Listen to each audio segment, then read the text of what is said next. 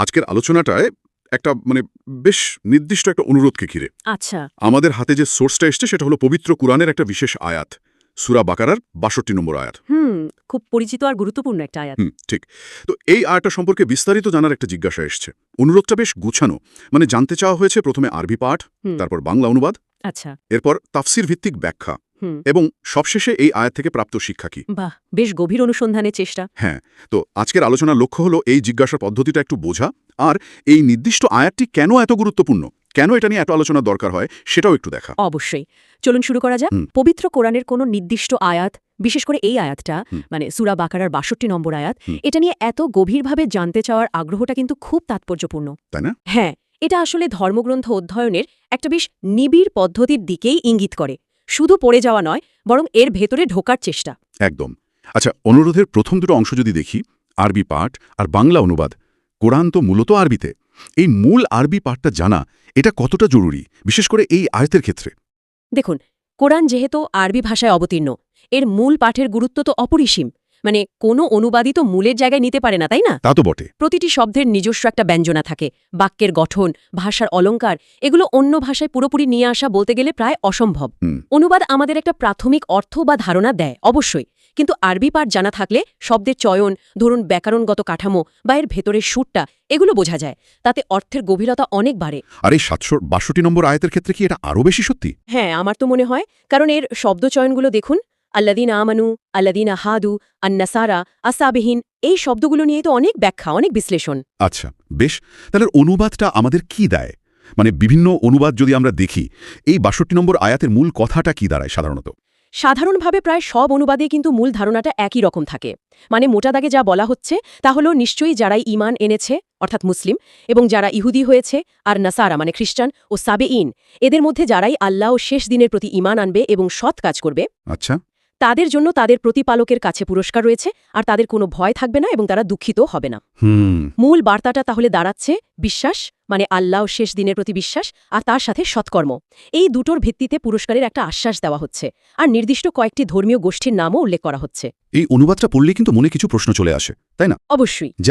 যেমন ধরুন, এখানে তো বেশ কয়েকটা ধর্মীয় গোষ্ঠীর কথা বলা হলো, ইহুদি, খ্রিস্টান, সাবিন। তাহলে কি এই আয়াত অনুযায়ী এই সব গোষ্ঠীর সবাই, বা তাদের মধ্যে যারা এই শর্তগুলো, আল্লাহ ও শেষ দিনে বিশ্বাস আর সৎ কাজ, এগুলো পূরণ করবে, তারা মুক্তি পাবে? ঠিক এই জায়গাতে কিন্তু অনুবাদের সীমাবদ্ধতাটা স্পষ্ট হয়, আর এখানে তাফসীরের প্রয়োজনটা চলে আসে। হ্যাঁ, সেটাই ভাবছিলাম। অনুবাদ শুধু শব্দগুলোর অর্থ দেয়, কিন্তু এর প্রেক্ষাপটটা কি? কোন পরিস্থিতিতে এটা বলা হলো?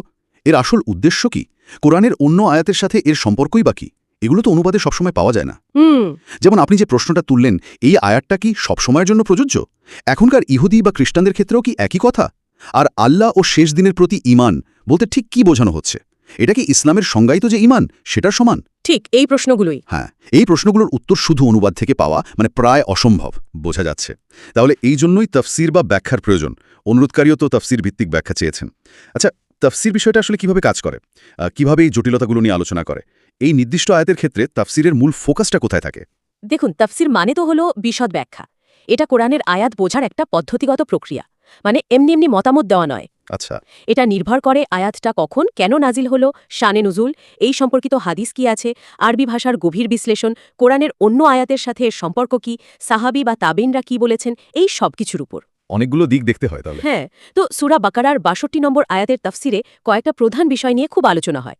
প্রথমত, এই যে নামগুলো বলা হলো, ইহুদি, খ্রিস্টান, সাবিন, এরা আসলে কারা? ক্লাসিক্যাল তাফসিরকারকদের একটা বড় অংশ মনে করেন এখানে মূলত নবী মোহাম্মদ সাল্লাল্লাহু আলাইহি ওয়াসাল্লামের আগমনের আগে যারা নিজ নিজ নবীর সঠিক অনুসারী ছিলেন, একত্ববাদ আর পরকালে বিশ্বাস করতেন, তাদের কথা বলা হচ্ছে। ও আচ্ছা, অতীতের মানুষদের কথা। হ্যাঁ, মূলত। অথবা এমনও হতে পারে যারা ইসলামের দাওয়াত পায়নি বা ঠিকমতো জানার সুযোগ পায়নি, তাদের ক্ষেত্রেও এটা প্রযোজ্য হতে পারে, এরকম ব্যাখ্যাও আছে। আচ্ছা, আর দ্বিতীয় বিষয়? দ্বিতীয়ত, ঈমানের প্রকৃতি, আল্লাহ ও শেষ দিনের প্রতি ঈমান আর সৎ কাজ, এই কথাগুলো দিয়ে ঠিক কী বোঝানো হচ্ছে? এটা কি তাদের নিজ নিজ ধর্মগ্রন্থ অনুযায়ী, নাকি কোরআনের মানদণ্ড অনুযায়ী? এটা তো খুব গুরুত্বপূর্ণ প্রশ্ন। অবশ্যই। আর এখানে বেশিরভাগ তাফসীরকারও কি মনে করেন যে নবী মোহাম্মদ সাল্লামের আগমনের পর মুক্তি বা পুরস্কার পেতে হলে তার প্রতি ঈমান আনাটা অপরিহার্য, এবং এই মতের সমর্থনে কোরআনের অন্য আয়াতও উল্লেখ করা হয়, যেমন ধরুন সূরা আল ইমরানের ৮৫ নম্বর আয়াত। আচ্ছা, আল ইমরানের ৮৫, ওটার কথা পরে আসছি। তৃতীয় কোনো বিষয় আছে কি? হ্যাঁ, তৃতীয়ত হল আয়াতের সুযোগ বা পরিধি, মানে এই আয়াতটা কি একটা সাধারণ নীতি ঘোষণা করছে যে কোনো যুগের যে কেউ যদি এক আল্লাহর পরকালে বিশ্বাস করে, ভালো কাজ করে, তাহলেই মুক্তি পাবে, নাকি এটা একটা নির্দিষ্ট ঐতিহাসিক প্রেক্ষাপটে বা নির্দিষ্ট মানুষদের জন্য সীমাবদ্ধ? এই প্রশ্নে নিশ্চয়ই মতভেদ আছে। হ্যাঁ, এই প্রশ্নে তাফসিরকারকদের মধ্যে বিভিন্ন মত পাওয়া যায়। কিছু আধুনিক ব্যাখ্যায় এটাকে হয়তো বৃহত্তর ধর্মীয় সহিষ্ণুতা বা বহুত্ববাদের একটা ইঙ্গিত হিসেবেও দেখা হয়, যদিও এই ধরনের ব্যাখ্যা ঐতিহ্যবাহী তাফসির ধারার সাথে সবসময় মেলে না। তার মানে তাফসির কিন্তু এক কথায় একটা সরল উত্তর দিচ্ছে না, বরং বিভিন্ন দৃষ্টিকোণ, বিভিন্ন যুক্তিতর্ক তুলে ধরছে। একদম। আপনি একটু আগে আলী ইমরানের ৮৫ নং আয়াতের কথা বললেন। যতদূর মনে পড়ে সেখানে বলা হয়েছে যে ইসলামের বাইরে অন্য কোনো দিন বা জীবন ব্যবস্থা আল্লাহর কাছে গ্রহণযোগ্য নয়। হ্যাঁ, ঠিক তাই। তাহলে বাকারার এই ৬২ নং আয়াতের সাথে এর সামঞ্জস্যটা কিভাবে করা হয় তাফসিরে? দুটো কথা তো আপাত দৃষ্টিতে একটু ভিন্ন লাগছে। এটা তাফসিরের একটা খুবই গুরুত্বপূর্ণ কাজ। মানে কোরআনের এক আয়াতের সাথে অন্য আয়াতের যে আপাত বিরোধ বা ভিন্নতা মনে হয়, সেটার সামঞ্জস্য বিধান করা। এই দুটো আয়াতের বাকারা ৬২ এবং আলে ইমরান ৮৫ সমন্বয় করার ক্ষেত্রে মুফাসসিরগণ মানে তাফসিরকারকরা কয়েক ধরনের ব্যাখ্যা দেন। যেমন এক ধরনের ব্যাখ্যা হলো কালানুক্রমিক, মানে কোনটা আগে আর কোনটা পরে নাজিল হয়েছে সেই অনুযায়ী। কেউ কেউ মনে করেন আলে ইমরানের আয়াতটি পরে নাজিল হয়েছে এবং এটি বাকারার আয়াতের বিধানকে সীমিত করে দিয়েছে বা বলতে পারেন রহিত করে দিয়েছে, অন্ততপক্ষে নবী মোহাম্মদ সাল্লাল্লাহু আলাইহি ওয়াসাল্লামের আগমনের পরের সময়ের জন্য। অর্থাৎ ইসলামের আগমনের পর মুক্তি কেবল ইসলামের মাধ্যমেই। এই মত অনুযায়ী। হ্যাঁ। আরেকটা ব্যাখ্যা হলো প্রেক্ষাপট ভিত্তিক। সেটা কেমন? এই ব্যাখ্যায় বলা হয় বাকারার আয়াতটি মূলত পূর্ববর্তী নবীদের অনুসারীদের প্রসঙ্গে, যারা তাদের নবীর শিক্ষা ঠিকমতো অনুসরণ করেছিলেন এবং শেষ নবীর আগমনের আগে মারা গেছেন, অথবা ধরুন যাদের কাছে ইসলামের বার্তা ঠিকমতো পৌঁছায়নি। আচ্ছা, আর আলে ইমরানের আয়াতটা? আর আলে ইমরানের আয়াতটি তাদের জন্য প্রযোজ্য যাদের কাছে ইসলামের বার্তা পৌঁছেছে, সত্য স্পষ্ট হয়েছে কিন্তু তারা তা গ্রহণ করেনি। এটা একটা যৌক্তিক ব্যাখ্যা মনে হচ্ছে। আরেকটা ব্যাখ্যা হলো শর্তসাপেক্ষ, মানে বাকারার আয়াতে যে ঈমানের কথা বলা হয়েছে সেই শর্তটা পূর্ণ হবে তখনই যখন ব্যক্তি শেষ নবী মোহাম্মদ সাল্লাল্লাহু আলাইহি ওয়াসাল্লাম সহ সকল নবীর প্রতি ঈমান আনবে, অবশ্য যদি তার কাছে সেই বার্তা পৌঁছায়। ওহ, আচ্ছা, তাহলে শেষ পর্যন্ত মূল বার্তাটা একই দাঁড়াচ্ছে। হ্যাঁ, এই ব্যাখ্যা অনুযায়ী আপাতদৃষ্টিতে ভিন্ন মনে হলেও দুটি আয়াতের মূল বার্তা আসলে সামঞ্জস্যপূর্ণ। এই আলোচনাগুলো থেকেই বোঝা যায় তাফসির কতটা গভীর আর সূক্ষ্ম একটা বিষয়। এটা কিন্তু শুধু ব্যক্তিগত মতামত নয়, বরং প্রতিষ্ঠিত নিয়ম নীতির ভিত্তিতে করা একটা পাণ্ডিত্যপূর্ণ বিশ্লেষণ। এই বিশ্লেষণটা আসলে আয়াতটার অনেকগুলো দিক খুলে দিচ্ছে। আচ্ছা, এবার অনুরোধের শেষ অংশে আসি, শিক্ষা। তাফসির তো আমাদের অর্থ আর ব্যাখ্যা নিয়ে সাহায্য করল, কিন্তু এই শিক্ষা বা শিক্ষা বলতে ঠিক কি বোঝায়? এটা কি তাফসির থেকে আলাদা? হ্যাঁ, একটু আলাদা। চমৎকার প্রশ্ন কিন্তু এটা। এই আয়াত থেকে আমরা বাস্তব জীবনে কাজে লাগানোর মতো কি শিক্ষা পেতে পারি এত রকম ব্যাখ্যার পরেও? দেখুন, তাফসির আমাদের জানায় আয়াতটি কি বলছে, কেন বলছে, এর পেছনের ইতিহাস বা ধর্মতাত্ত্বিক তাৎপর্য কি। আর শিক্ষা হলো সেই জ্ঞান থেকে আমরা আমাদের জীবনে, আমাদের আচরণে, আমাদের চিন্তাভাবনায় কিভাবে পরিবর্তন আনতে পারি বা উপকৃত হতে পারি। মানে প্রায়োগিক দিকটা। একদম, প্রায়োগিক দিকটা। তো সূরা বাকারার ৬২ নম্বর আয়াত থেকে এর বিভিন্ন ব্যাখ্যা থাকা সত্ত্বেও কয়েকটা খুবই গুরুত্বপূর্ণ আর বলতে গেলে সর্বজনীন শিক্ষা পাওয়া যায়। যেমন? প্রথমত, বিশ্বাস আর কর্মের মধ্যে যে একটা অপরিহার্য যোগসূত্র আছে সেটা। আয়াতটা খুব স্পষ্টভাবে ঈমান মানে বিশ্বাস আর আমাল সালে মানে সৎকর্ম দুটোকেই গুরুত্ব দিয়েছে। শুধু বিশ্বাস করলাম কিন্তু কোনো ভালো কাজ করলাম না তা নয়, আবার শুধু ভালো কাজ করলাম কিন্তু বিশ্বাস নেই সেটাও নয়। দুটোই মুক্তির জন্য জরুরি সত্য। এটা খুব মৌলিক একটা কথা। ঠিক, আর এটা সব সময়ের জন্য, সব মানুষের জন্য প্রযোজ্য একটা নীতি। দ্বিতীয়ত, আল্লাহর বিচার এবং তার করুণা।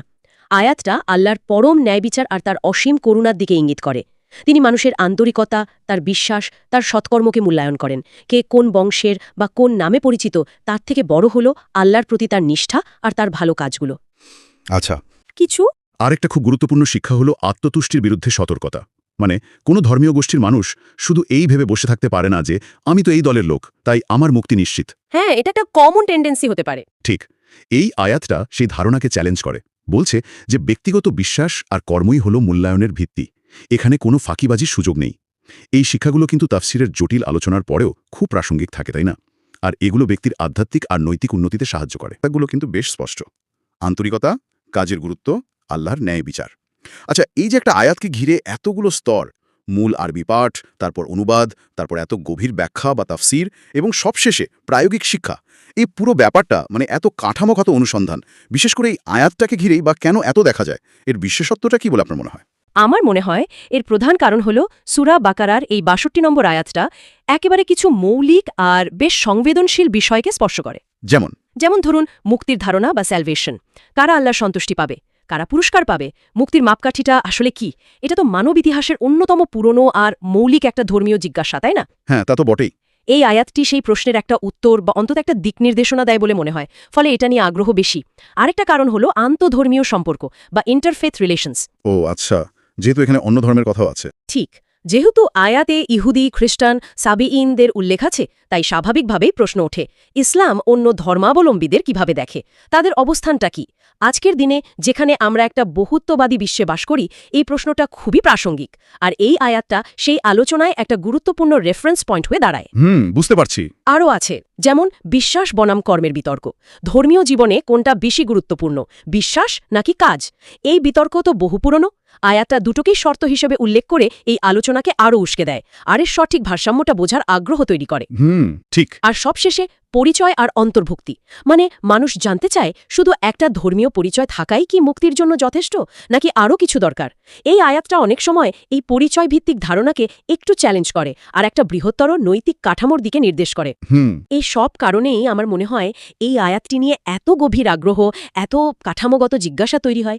এটা শুধু জ্ঞান অর্জনের প্রশ্ন না, এটা নিজের বিশ্বাস, অন্যের প্রতি নিজের দৃষ্টিভঙ্গি আর চূড়ান্ত অর্থে নিজের পরিণতি নিয়ে ভাবনার একটা অংশ হয়ে দাঁড়ায়। সত্যি তাই। এটা নিছক একটা আয়াতের অর্থ জানার চেয়ে অনেক গভীর একটা অনুসন্ধান। জীবন, বিশ্বাস, অন্যের সাথে সম্পর্ক, এই সব মৌলিক দিকগুলো নিয়ে ভাবতে বাধ্য করে। আচ্ছা, আমরা তো সূরা বাকারার ৬২ নম্বর আয়াতটি বোঝার এই অনুরোধটার বিভিন্ন দিক দেখলাম। আরবি পাঠ, অনুবাদ, তাফসিরের জটিলতা, এর ব্যাপ্তি, প্রায়োগিক শিক্ষা, সব নিয়ে কথা বললাম। হ্যাঁ, বেশ বিস্তারিত আলোচনাই হলো। তো এই পুরো আলোচনা, এই আয়াতের প্রকৃতি আর এটা বোঝার এই যে পদ্ধতি, সব মিলিয়ে আমাদের কি বলে, মানে মূল নির্যাসটা কি দাঁড়ায়? যদি আমরা পুরো বিষয়টাকে এক জায়গায় আনি, তাহলে দেখব এর মূলে আছে আসলে স্বচ্ছতা আর পথ নির্দেশনার একটা আকুতি। মানুষ জানতে চায়, এই আয়াতটা বিশ্বাস, কর্ম আর আল্লাহর চূড়ান্ত মূল্যায়ন নিয়ে একটা মৌলিক বার্তা বহন করে। কারা পুরস্কৃত হবে, কিসের ভিত্তিতে হবে, এই প্রশ্নগুলোর উত্তর খোঁজার চেষ্টাই তো এই অনুসন্ধানের মূল চালিকা শক্তি। আর এটাও দেখায় যে ধর্মগ্রন্থের সাথে মানুষের সম্পর্কটা কতটা জীবন্ত হতে পারে, কতটা প্রাসঙ্গিক হতে পারে। এটা শুধু একটা পুরনো টেক্সট নয়, বরং বর্তমানের জিজ্ঞাসা, বর্তমানের উদ্বেগের সাথেও এটা সরাসরি কথা বলে। এই আয়াত আর এর ব্যাখ্যা নিয়ে এত আলোচনা এটাই প্রমাণ করে যে ধর্মগ্রন্থের অর্থ বোঝা বা উন্মোচন করাটা একটা চলমান প্রক্রিয়া, যেখানে বিশ্বাস, যুক্তি, প্রেক্ষাপট সবকিছুর একটা মেলবন্ধন ঘটে। খুবই সুন্দরভাবে বললেন। আচ্ছা, এই ধরনের গভীর পাঠ্য অধ্যয়নে যারা আগ্রহী, বা ধরুন যারা এই আয়াতের মতো জটিল বিষয়গুলো নিয়ে ভাবছেন, তাদের জন্য আপনার শেষ ভাবনা কি হতে পারে? এমন কোনো দিক যা তারা এই আলোচনা থেকে বিশেষভাবে মনে রাখতে পারেন? আমার মনে হয় একটা গুরুত্বপূর্ণ বিষয় হলো, যে কোনো টেক্সট, বিশেষ করে যদি সেটা ধর্মগ্রন্থ হয়, তার ব্যাখ্যার বিষয়বস্তু জানার পাশাপাশি, মানে কি বলা হচ্ছে সেটা জানার পাশাপাশি ব্যাখ্যার পদ্ধতিটা জানাও খুব জরুরি। মানে কিভাবে এই ব্যাখ্যায় পৌঁছানো হলো। ও আচ্ছা, পদ্ধতির উপর জোর দিচ্ছেন। হ্যাঁ, যেমন আমরা তাফসিরের কথা বললাম, তাফসিরের তো বিভিন্ন মূলনীতি আছে, বিভিন্ন স্কুল অফ থট বা ঘরানা আছে, ঐতিহাসিক প্রেক্ষাপট আছে, যা ব্যাখ্যার উপর প্রভাব ফেলে। এই পদ্ধতিগত দিকগুলো সম্পর্কে যদি একটা ধারণা থাকে, তাহলে পাঠক আরও সচেতনভাবে যে কোনো ব্যাখ্যা গ্রহণ করতে পারে বা মূল্যায়ন করতে পারে। এটা ঠিক, না হলে হয়তো একটা ব্যাখ্যাকেই একমাত্র সঠিক বলে মনে হতে পারে। ঠিক তাই, এটা জ্ঞানের একটা বৃহত্তর প্রেক্ষিত বুঝতে সাহায্য করে, আর এক ধরনের সমালোচনামূলক চিন্তাভাবনারও জন্ম দেয়, যে চিন্তাটা একই সাথে শ্রদ্ধাপূর্ণ কিন্তু অনুসন্ধিৎসুও। মানে এই প্রশ্নগুলো করা, যে এই ব্যাখ্যাটা কেন করা হলো, এর ভিত্তিটা কি, অন্যান্য সম্ভাবনাগুলোই বা কি, এই প্রশ্নগুলোই আসলে পাঠ্যকে আরও জীবন্ত, আরও অর্থপূর্ণ করে তোলে। চমৎকার। মানে শুধু উত্তর খোঁজা নয়, প্রশ্ন করার পদ্ধতিটাও শেখা জরুরি। একদম, সেটাই হয়তো দীর্ঘমেয়াদে আরও বেশি কাজে দেয়।